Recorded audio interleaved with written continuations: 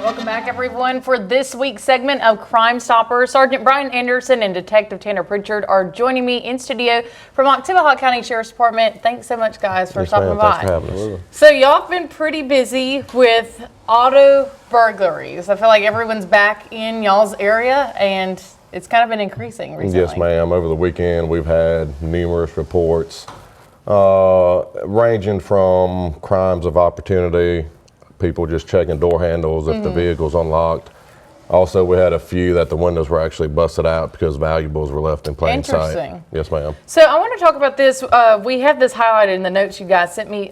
You know, we always talk about not leaving those valuables inside your car, but leaving certain chargers can be an identifier to the people trying to break in, correct? Yes, ma'am. Whether it's a phone charger or a laptop charger, it indicates something else may be in there. Okay.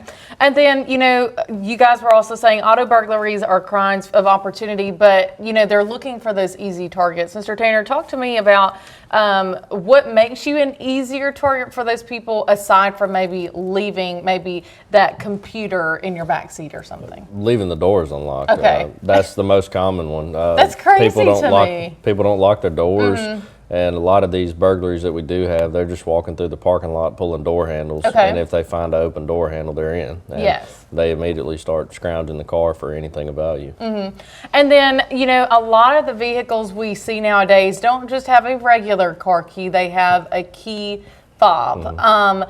Where are you suggesting that we might need to put these key fobs? I know that a lot of times, because it just starts my car, I might leave it in my vehicle, and you guys are saying no to that.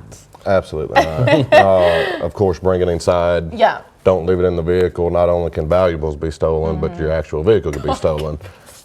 Recently, we haven't had any, but we have had in the past. Okay, okay. Yes, ma'am. Now, if let's just say your vehicle is maybe parked in front of your apartment and your keys are inside.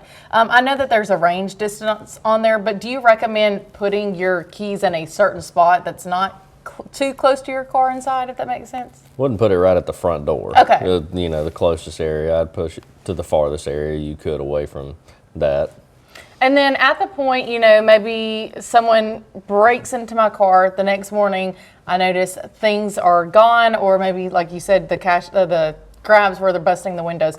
What is the next point I need to do at that point? Don't touch anything. Okay. Call 911. Let an officer Immediately. come out, deputy come out, process the scene. Because there are steps we could take to match to a suspect as far as DNA or fingerprints and things of that nature. And then also want to talk about good lighting and cameras. You guys say this can always help with an investigation. Absolutely. Always try to park your vehicle in a well-lit area. Okay. If you can't, try to get you a security camera.